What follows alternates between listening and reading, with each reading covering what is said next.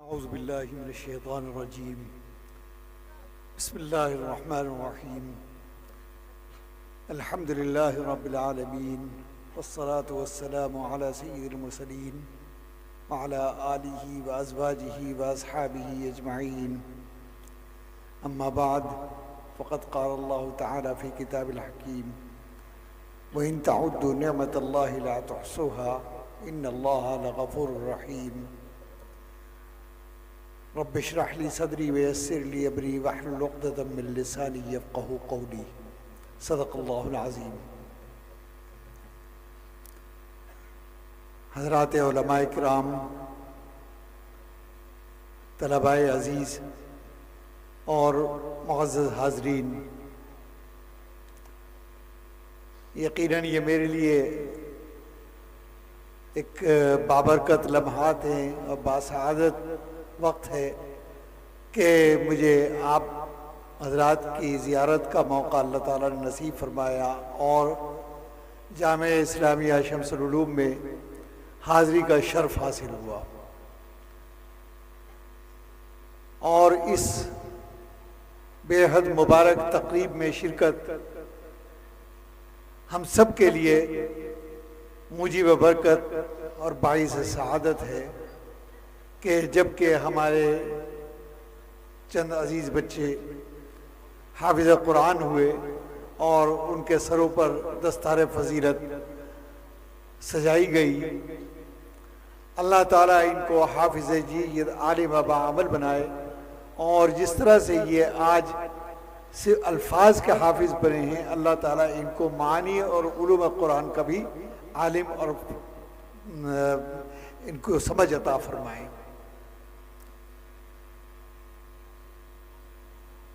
اس وقت چند باتیں مجھے عرض کرنی ہیں کہ ذات حق جل مجدہ نے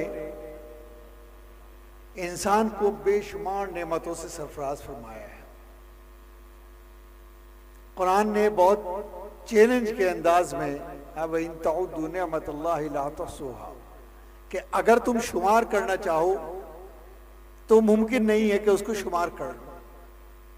ایک دفعہ یہ ممکن ہے کہ آسمان پر چمکنے والے ستاروں کو شمار کر لیا جائے، ایک دفعہ یہ ممکن ہے کہ بارش کے قطروں کو شمار کر لیا کہ کتنے قطرے گرے، لیکن اللہ کی نعمتوں کو شمار کرنا یہ ممکنات میں سے نہیں ہے۔ وَإِن تَعُدُّوا نِعْمَةَ اللَّهِ لَا تُحْصُوهَا کہ بے شمار نعمتیں ہیں، اس میں کچھ نعمتیں ظاہری ہے، حصی ہیں کہ جس کو ہم اپنی ظاہری آنکھوں سے دیکھتے ہیں، محسوس کرتے ہیں۔ یہ ہمارا چلنا پھرنا، اٹھنا بیٹھنا، سونا جاگنا، یہ ہمارا کھانا پینا، ہر چیز جو ہے نعمت کے اندر داخل ہے، بلکہ ہر وہ چیز داخل ہے کہ جس کی انسان کو ضرورت ہے۔ تو یہ وہ ظاہری نعمتیں ہیں جو ہمیں اپنی آنکھوں سے نظر آتی ہیں، اور کچھ باطنی نعمتیں ہیں جیسے علم کا حاصل ہونا، حافظ بن جانا، اور عقل کا ہونا، سمجھ ہونا، حکمت کا ہونا، یہ ساری بے شمار نعمتیں ہیں۔ شمار کرتے جائیے تو عقل خپت ہو جائے گی، لیکن اس کو شمار کرنا ممکن نہیں ہے۔ تو بہرحال یہ نعمتیں ہیں جو اللہ تعالیٰ نے جس سے ہمیں سرفراز فرمایا۔ اسی میں ایک نعمت یہ بھی ہے کہ جس کا مظاہرہ آپ نے اس وقت دیکھا کہ اللہ تعالیٰ نے ان بچوں کو حفظ قرآن کی عظیم ترین نعمت سے سرفراز فرمایا ہے۔ سوال یہ پیدا ہوتا ہے کہ اگر ہم ان نعمتوں کو جائزہ لیں تو وہ کون سی نعمت ہے کہ جس کو یہ کہا جائے کہ سب سے بڑی نعمت ہے؟ کیونکہ ہم ایک نعمت کا تعین کریں گے تو دوسری نعمت اس سے بڑھ کر سامنے آ جائے گی۔ اگر ہم ظاہری نعمتوں کا یہ کہیں کہ بینائی جو ہے وہ ہمارے لیے بہت بڑی نعمت ہے کہ ہم ساری دنیا کو دیکھ رہے ہیں اس سے، لیکن ہماری قوت بیان، ہماری بولنے کی طاقت، ہماری سننے کی طاقت کس کو انکار کر دیں گے؟ ظاہر ہے ہر ایک دوسرے سے بڑھ کے ہے، کسی کو کسی پر فوقیت نہیں دے سکتے کہ یہ اس سے بڑھ کر ہے۔ کہ بینائی جو ہے وہ قوت گویائی پر بڑھی ہوئی ہے، یا قوت سماعت پر، یا قوت نطق پر، یا بیان پر بڑھی ہوئی ہے. تو ہر نعمت جو ہے وہ اپنی جگہ ایک مستقل ایک مقام رکھتی ہے. لیکن پھر بھی کوئی تو ایسی نعمت ہے کہ جس کو یہ کہا جائے کہ یہ سب سے بڑی نعمت ہے اللہ کی. وہ کون سی نعمت ہے؟ ہم نے عقل سے جواب لیا لیکن عقل اس کا جواب نہیں دے سکی. اس کا جواب دیا قرآن کریم نے، اور قرآن نے بتایا کہ دنیا کی سب سے بڑی نعمت جو اللہ کی طرف سے انسان کو عطا کی وہ زندگی ہے. کیونکہ اگر زندگی نہ ہوتی تو کوئی بھی نعمت کارآمد نہیں تھی. معلوم ہوا کہ اصل چیز جو ہے وہ زندگی ہے. اب زندگی بھی یہ نہیں کہ ہم نے یہ سمجھ لیا کہ پیدا ہو گئے تو زندگی شروع اور ختم ہو گئے تو زندگی ختم. یہ تو زندگی کا ایک بہت چھوٹا سا وقفہ ہے جس کو علامہ اقبال نے کہا تو اسے پیمان ہے امروز و فردا سے نہ ناپ، جاویداں پہم دواں ہر دم رواں ہے زندگی. یہ تو چل رہی ہے زندگی، ہزاروں لاکھوں برس کی زندگی ہے جو چل رہی ہے. ہماری پہلی زندگی کا آغاز عہد الست کے اندر ہوا. ہماری نمود اس سے پہلے عالم ازل کے اندر ہوئی. عالم ازل میں ہم نے لاکھوں کروڑوں برس گزارے، اللہ ہی کو پتہ ہے. وہاں سے پھر ہمیں منتقل کیا گیا عالم غیب کے اندر، وہاں بھی ہم نے لاکھوں برس گزارے. پھر اس کے بعد عہد الست کے اندر ہم آئے کہ جہاں آدم علیہ السلام کا اور ہمارا سامنا ہوا، اور آدم علیہ السلام نے اپنی تمام ذریت کو قیامت تک آنے والی ہے سب کا دیدار کیا. اور پھر اس کے بعد اللہ تعالیٰ نے اپنا دیدار کرایا اور ہم سے ایک سوال کیا کہ الستُ بربکم، کہ میں تمہارا رب ہوں؟ اور ہم سب نے اقرار کیا کہ بلا، بے شک آپ ہمارے رب ہیں. سوال کی نوعیت یہ بتا رہی ہے کہ ہم نے اپنے مکمل ہوش و حواس، مکمل بینائی، مکمل قوت سماعت، مکمل فہم اور سمجھ اور عقل کے ساتھ ہم نے اپنے اللہ کو دیکھا ہے. کیونکہ ایک فطری بات ہے کہ سوال اس سے کیا جاتا ہے کہ جس میں سمجھنے کی صلاحیت ہو. سوال اس سے کیا جاتا ہے جس میں سوال کو سمجھنے کی عقل ہو، فہم ہو، اور وہ جواب دینے کی پوزیشن کے اندر ہو. تو الستُ بربکم، کیا میں تمہارا رب ہوں؟ سوال کی نوعیت ہی یہ بتا رہی ہے کہ ہم نے اپنے مکمل ہوش و حواس کے ساتھ اپنے اللہ کو دیکھا ہے.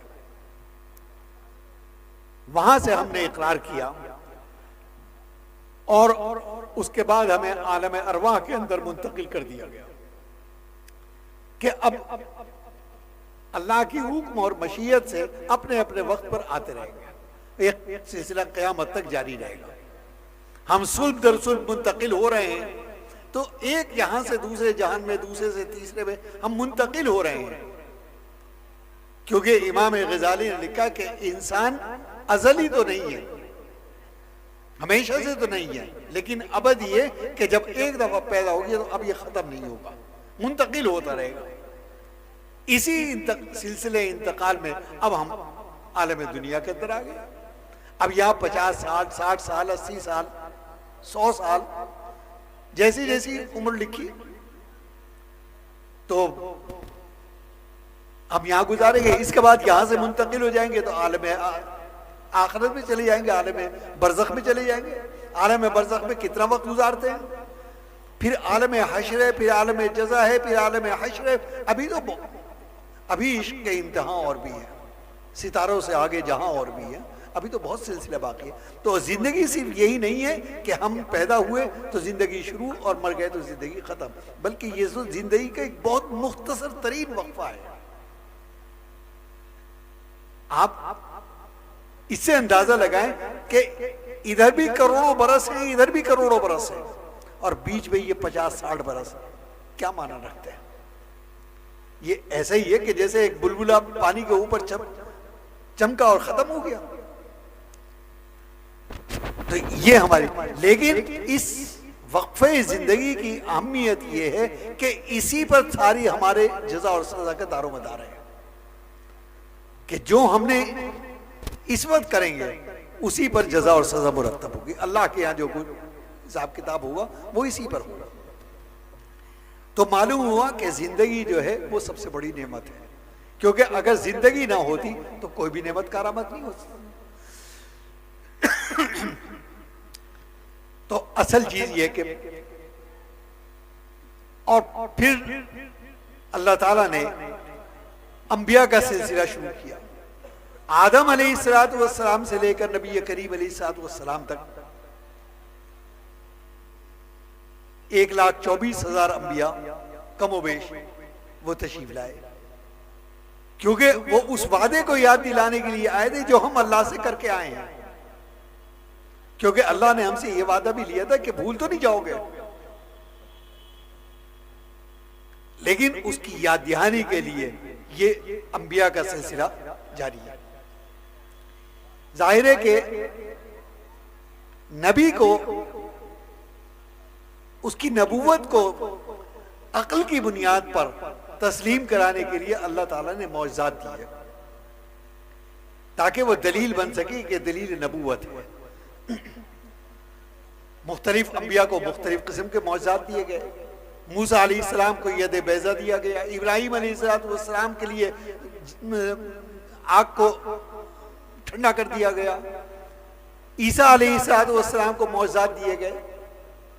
لیکن یہ سارے انبیاء جتنے بھی آئے یہ اپنے اپنے علاقوں کے اندر آئے، اپنی اپنی قوموں کے اندر آئے، تو لہٰذا جو معجزات عطا کیے وہ بھی وقتی تھے. نبی ختم تو معجزہ بھی ختم، معجزہ بھی رخصت ہو گیا. نبی کریم علیہ السلام قیامت تک کے لیے نبی بنا کر بھیجے گئے، تو آپ کو معجزہ بھی وہ عطا کیا گیا. اور عقل کا تقاضا بھی یہ تھا کہ جس کو پہلے امتی سے لے کے آخری امتی تک ہر فرد دے سکے. چنانچہ آپ کو 2 معجزات عطا کیا گیا. ایک کلام اللہ عطا کیا گیا کہ جس طریقے سے جب نزول قرآن ہوا اور اس میں صحابہ کرام نے اس کا مشاہدہ کیا، اسی طریقے سے ہم بھی اپنی آنکھوں سے اسی طرح سے مشاہدہ کر رہے ہیں کہ اللہ تعالیٰ نے اس اپنی کتاب کو، اس کلام اللہ کو ان معصوم سینوں کے اندر محفوظ کر دیا. ظاہر ہے کہ ایک اجنبی زبان کی کتاب 700-800 صفحات کی، وہ اس کا محفوظ ہو جانا کیا یہ معجزہ نہیں ہے؟ یہ عظیم ترین معجزہ ہے. اور قیامت تک آنے والا ہر فرد اس کو دیکھے گا، ہر ایک امتی اس کا مشاہدہ کرے گا. تو یہ ایک معجزہ ہے. اس کو مٹانے کی مختلف کوششیں ہوئی، تاریخی واقعات اس پر ہے. عباسی دور حکومت کے اندر بنو عباس کی خلافت بنو عباسیہ میں جب تاتاریوں نے حملہ کیا ہے تو وہ ایک وحشی قوم تھی، اس کے پاس کوئی زندگی کا ایجنڈا نہیں تھا. چنانچہ انہوں نے لاکھوں لوگوں کو قتل کر دیا. ایک روایت کے مطابق بغداد کے اندر گھٹنوں گھٹنوں خون چلا 3 روز تک، اور مسلمانوں کا جو علمی سرمایہ تھا اس کو نظر آتش کر دیا. اور وہ اتنا تھا کہ 1 ہفتے تک سمندر کا پانی کالا ہو چکا. اس وقت ان کا دعویٰ یہ تھا کہ آج ہم نے روئے زمین سے اسلام کو ختم کر دیا، اب نہ اسلام ہے اور نہ قرآن رہے گا. اللہ امتحان لیا گیا. ایک بچے کو بلایا، 7 سال کی عمر تھی، کہ بیٹا پڑھو، بسم اللہ. اس نے پڑھنا شروع کر دیا. یہ تھا وہ کہ جس کا وعدہ اللہ نے اِنَّا نَحْنُ نَزَّلْنَا الذِّكْرَ وَإِنَّا لَهُ لَحَافِظُونَ، ہم نے ہی اسے نازل کیا اور ہم ہی اس کی حفاظت کریں گے. کیونکہ پہلی کتابیں جو آئی ہیں، پہلے صحیفے جو نازل ہوئے، اس کی حفاظت کا وعدہ اس قوم کے سپرد کیا گیا، اس کی ذمہ داری ان کو دی گئی. لیکن قرآن کے بارے میں یہ نہیں کہا اِنَّا نَحْنُ نَزَّلْنَا الذِّكْرَ وَإِنَّا لَهُ لَحَافِظُونَ کہ ہم نے اسے اتارا ہم نے، اور وہ کس طرح سے حفاظت ہوئی کہ ان معصوم سینوں کے اندر اس کو محفوظ کر دیا گیا، اور محفوظ بھی ایسے نہیں بلکہ عظیم ترین خطابات کے ساتھ، عظیم ترین نوید اور خوشخبریوں کے ساتھ اس کو محفوظ کیا گیا۔ بچے نے قرآن حفظ کیا، ہم سب نے کیا کہا کہ حافظ ہو گئے، حافظ صاحب ہو گئے۔ حافظ کے معنی ہے حفاظت کرنے والے، ظاہر ہے کہ حفاظت کرنے والی ذات تو اللہ کی ہے، ہم کیا، ہماری ہستی کیا، ہماری حقیقت کیا کہ ہم اس کی حفاظت کریں گے، لیکن یہ اللہ کی اپنے بندوں پر شفقت ہے کہ جیسے ہی الفاظ محفوظ ہوئے کہا کہ ہم بھی حافظ تم بھی حافظ، آج سے تم بھی حافظ، گویا وہ خطاب جو اللہ کا تھا وہ مل گیا، اور وہ سلسلہ قائم ہو گیا۔ سلسلہ کیسے قائم ہوا؟ کیونکہ اسلام کی ایک بڑی خصوصیت جو ہے وہ ہے استناد، سند کا ہونا، کہ ہر چیز کی سند محفوظ ہے۔ ان بچوں نے اپنے استاد سے حفظ کیا، انہوں نے اپنے استاد سے، انہوں نے، یہ سلسلہ در سلسلہ چل رہا ہے، اس کی سند محفوظ ہے، اور یہ حضرات صحابہ کرام تک پہنچا سلسلہ۔ حضرات صحابہ کرام نے کس سے تعلیم لی؟ نبی کریم علیہ السلام سے۔ نبی کریم علیہ السلام کے بعد قرآن کون لے کے نازل ہوا؟ حضرت جبریل امین علیہ السلام، اور حضرت جبریل امین کو لوح محفوظ سے عطا کرنے والی ذات کون تھی؟ وہ تھی اللہ تعالیٰ ہی۔ گویا قرآن کریم حفظ کرنے کے بعد یہ سلسلہ براہ راست اللہ تعالیٰ سے جڑ جاتا ہے، یہ سند اللہ تعالیٰ سے متصل ہو جاتی ہے، یہ نسبت قائم ہو جاتی ہے، کیونکہ اصل چیز جو ہے وہ نسبت ہی ہے، جب تک نسبت ہی انسان کو بلند کرتی ہے۔ کل تک ان بچوں، یہ بچے ایک عام بچے تھے، لیکن آج جب ان کے ساتھ حافظ کا لفظ جڑ گیا تو اب یہ دوسرے سے ممتاز ہو گئے، کیونکہ وہ نسبت حاصل ہو گئی، کیونکہ اصل چیز نسبت ہے۔ مثال کے طور پر کعبۃ اللہ ہے، آریہ سماج کے لوگ یہ کہتے ہیں کہ سب آپ نماز پڑھتے ہیں، آپ بھی تو پتھروں کی طرف رخ کر کے نماز پڑھ رہے ہیں، ہم نے مورتی بنا لی، آپ نے پتھر کی طرف منہ کر لیا۔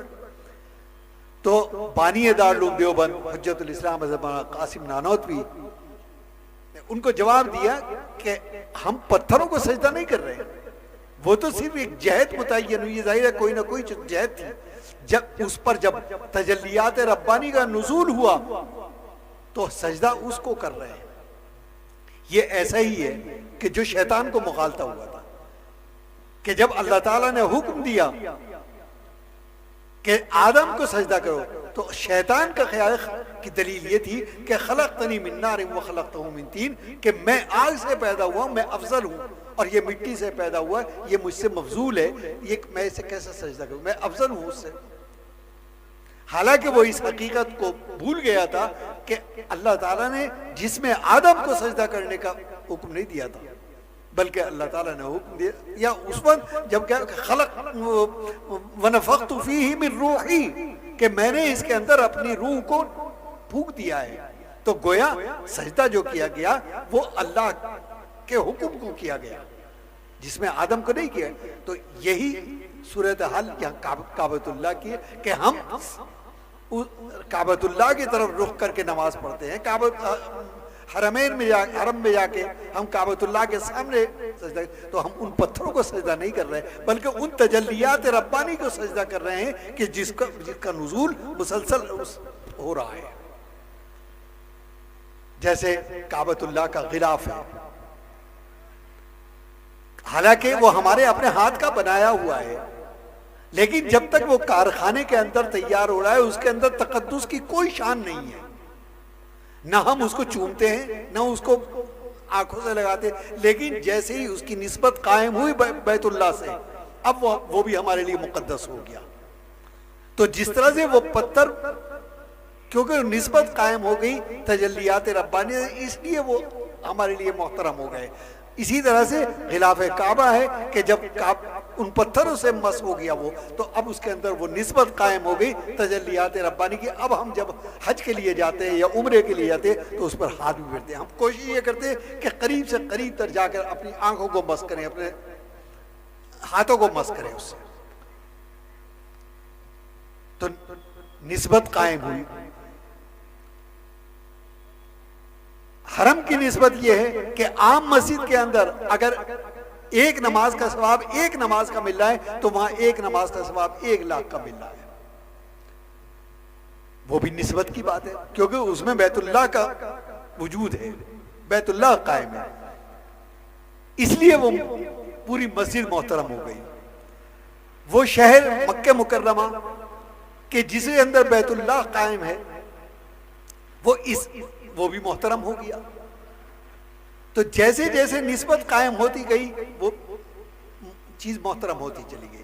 اسی طرح سے جب ان بچوں کی نسبت ایک حفظ کے واسطے سے اللہ تعالیٰ سے قائم ہو گئی تو ان کا درجہ جو ہے وہ اللہ تعالیٰ نے بڑھا دیا۔ فرمایا کہ ہم اصل حافظ ہم ہیں، لیکن آج سے ہم بھی حافظ، تم بھی حافظ۔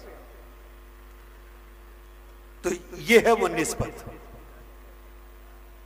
تو نبی کریم علیہ السلام کو 2 معجزات دیے گئے۔ پہلا یہ قرآن کریم کہ جس کو اِنَّا نَحْنُ نَزَّلْنَا الذِّكْرَ وَإِنَّا لَهُ لَحَافِظُونَ کہ ہم نے اسے نازل کیا اور ہم نے اس کی حفاظت کریں گے۔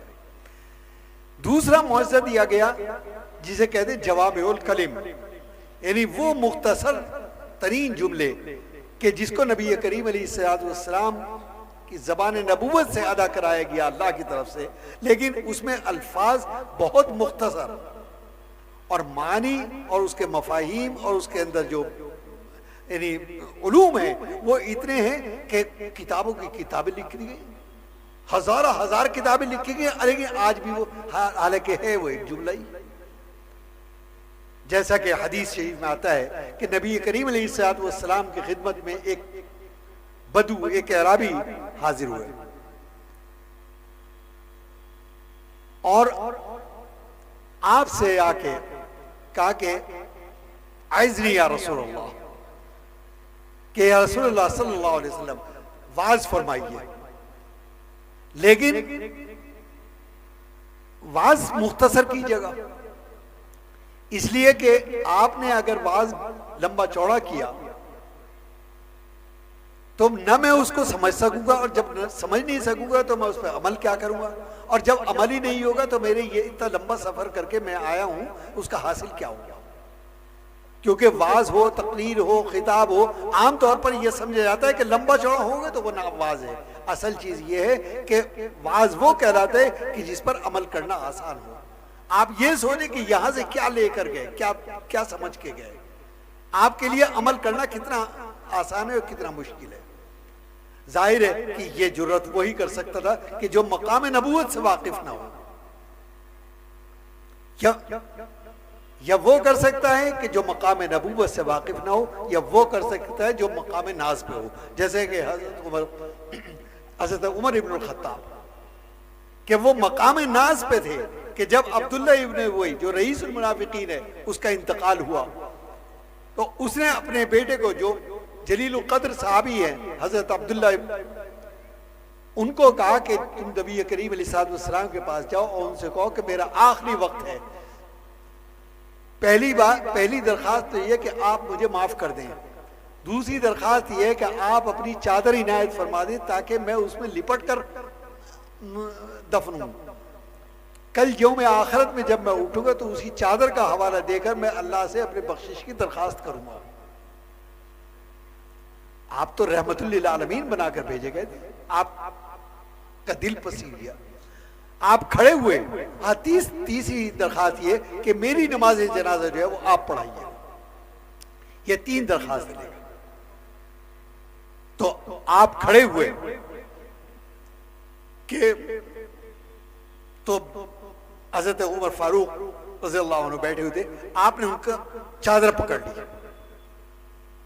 کہ یا رسول اللہ آپ وہاں مت جائیے، 11 مقامات وہ ہیں کہ جہاں پر قرآن کریم نے فاروق اعظم کے فیصلوں کی تائید کی. یہ جرت وہی کر سکتا ہے کہ جو مقام ناز پر ہو، ورنہ نبی کی چادر پکڑ کے یا نبی کا ہاتھ پکڑ کے روک دینا یہ کسی کے بس کی بات نہیں ہے. جو مقام نبوت سے عظمت نبوت سے واقف ہوگا یہ کام کر سکتے تھے تو فاروق اعظم ہی کر سکتے تھے. چنانچہ فوراً آیت نازل ہوئی ان تستغفر لهم او لا تستغفر لهم ان تستغفر لهم 70 مرة فلن يغفر الله. ایک دفعہ نہیں، تم 70 مرتبہ بھی اگر اس کے لیے مغفرت کی دعا کرو ہرگز ہرگز ہرگز مغفرت نہیں ہوگی.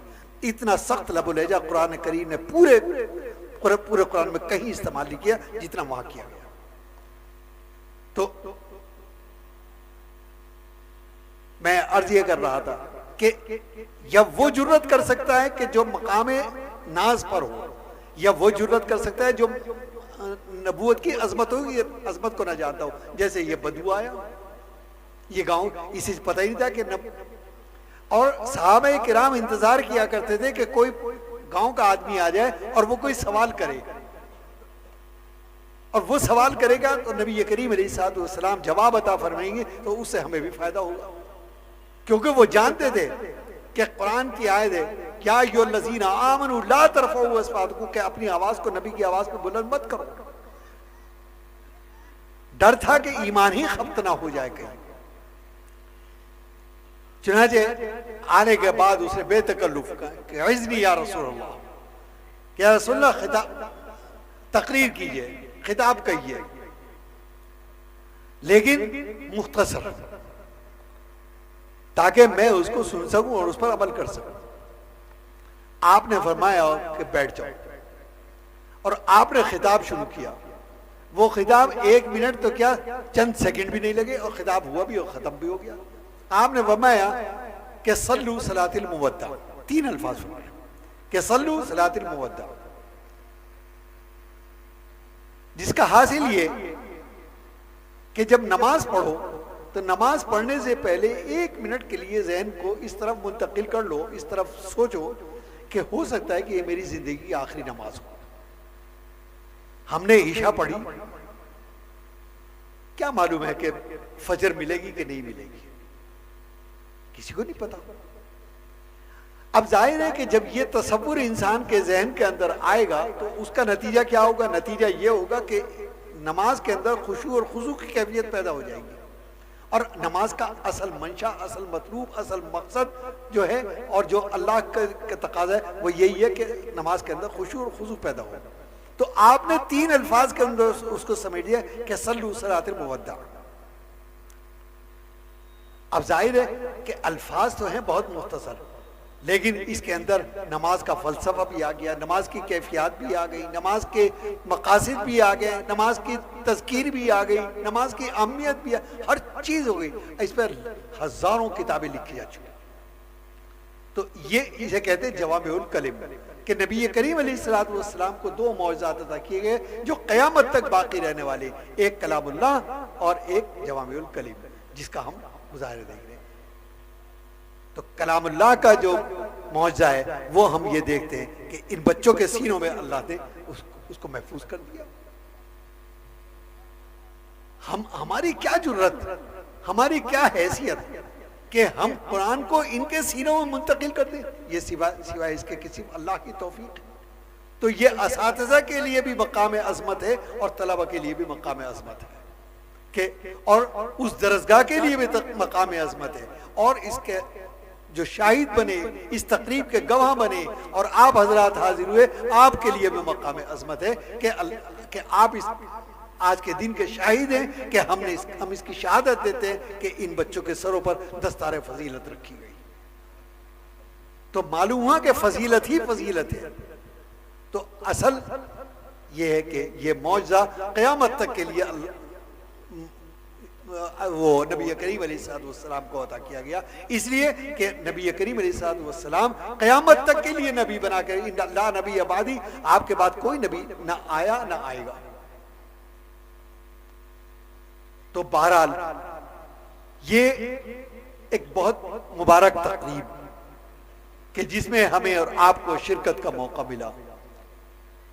اور یہ مدارس کے جو خدمات انجام دے رہے ہیں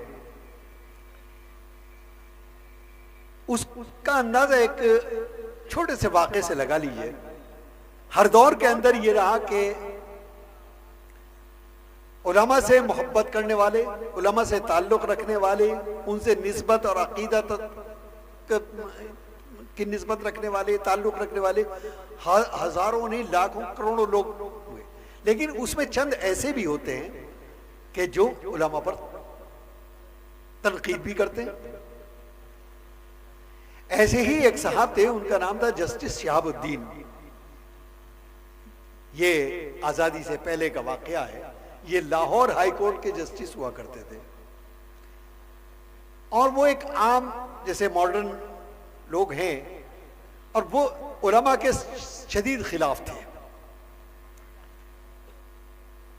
ان مدارس کے خلاف تھے. تو ایک تقریب کے اندر وہ موجود تھے، اس میں علامہ اقبال بھی وہاں تھے. انہوں نے کچھ علماء کے بارے میں تبصرہ کیا جو نامناسب تھا. تو علامہ اقبال نے ان سے ایک بات کہی کہ شہاب الدین صاحب، ان کا نام تھا جسٹس شہاب الدین، ان بوریا نشین علماء کو کچھ مت کہیے، انہیں اپنا کام کرنے دیجئے. یہ کیا کام کر رہے ہیں یہ میں اسپین کے اندر دیکھ کے آیا ہوں کہ جہاں 850 برس مسلمانوں نے انتہائی تمطراق حکومت کی، لیکن جب وہاں سے ان کا خروج ہوا اور وہ نکلے ہیں اور وہ حکومت چھوڑ کے زوال آیا ہے ان پر، تو آج وہاں یہ بتانے کے لیے گائیڈ بتاتا ہے کہ یہ الحمرہ ہے، یہ اشبیلیہ ہے، یہ قرطبہ ہے، یہ فلاں ہے، یہ فلاں ہے. یہ اس قوم کی عظمت کے کھنڈرات کے نشان ہے کہ جس نے 850 سال حکومت کی. اگر یہ مدارس ہندوستان کے اندر نہ ہوتے، اگر یہ علماء نہ ہوتے، تو یہاں گائیڈ بتایا کرتا کہ یہ مسلمانوں کی اس قوم کے نشان ہے جس نے 1000 برس یہاں پر حکومت کی. یہ مدارس ہی ہیں کہ جنہوں نے دین کی حفاظت کی، جنہوں نے عقائد کی حفاظت کی.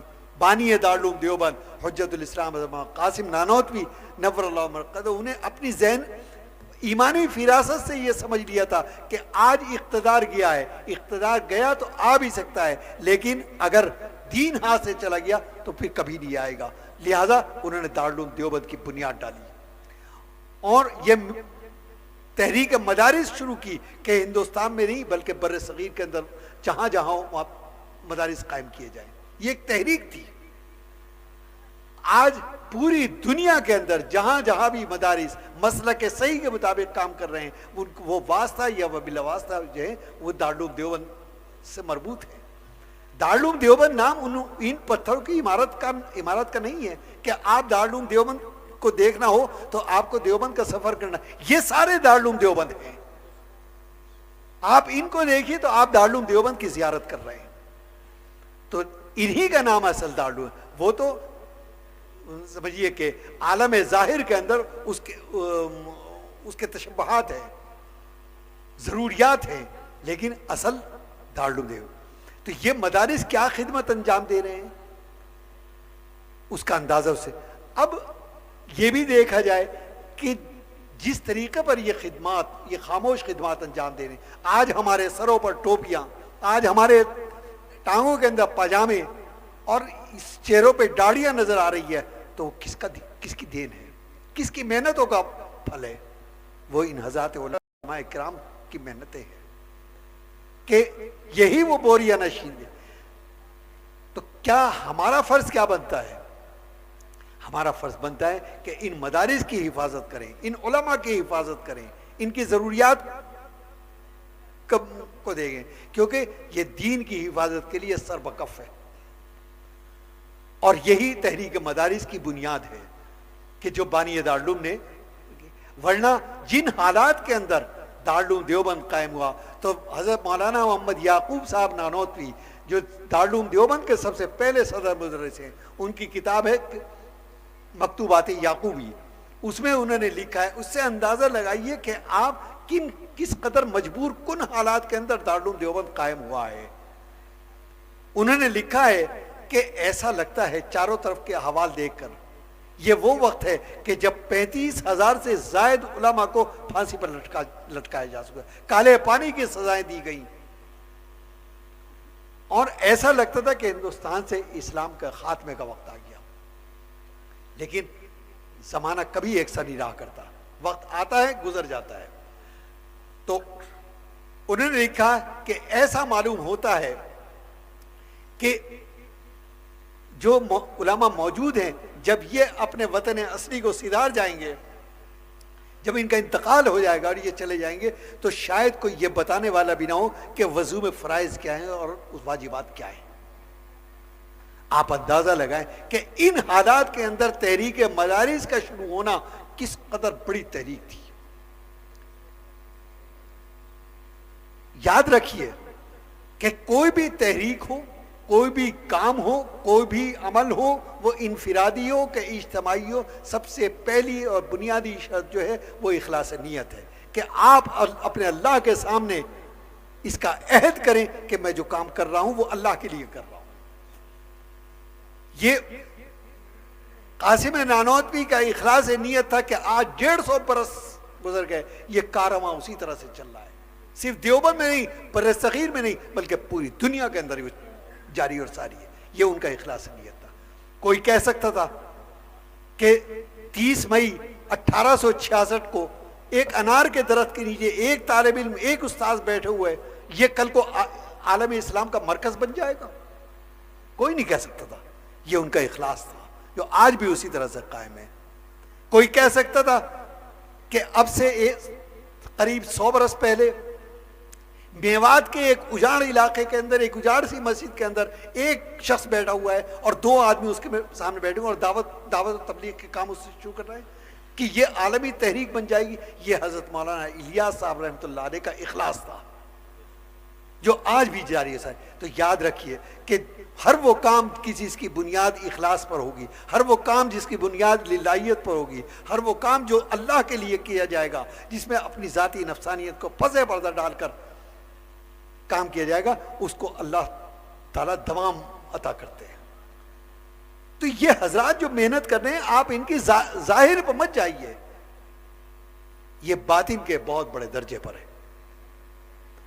کس کی محنت قبول ہو رہی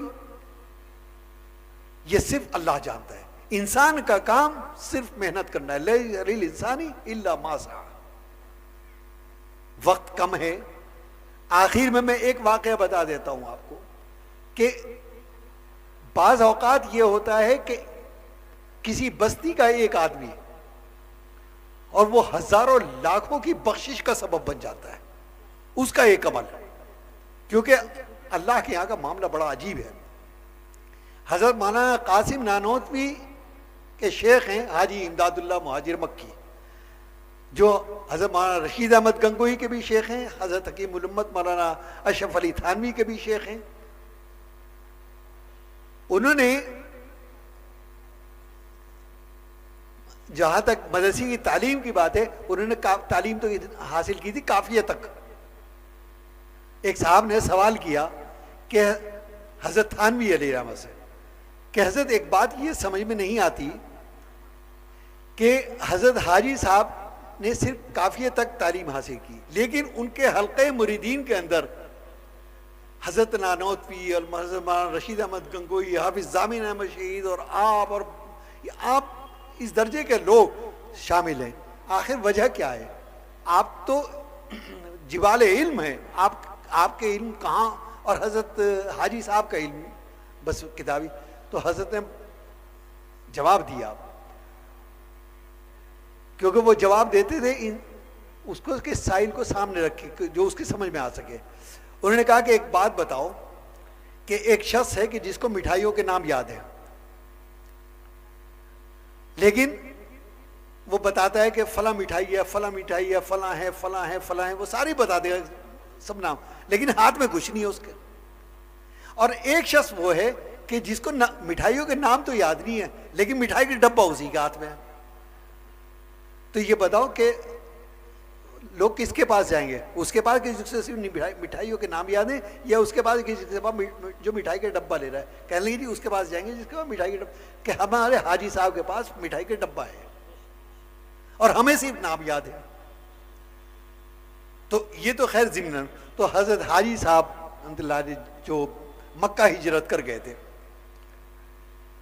اس سال حضرت مولانا رشید احمد گنگوہی حج کے لیے گئے۔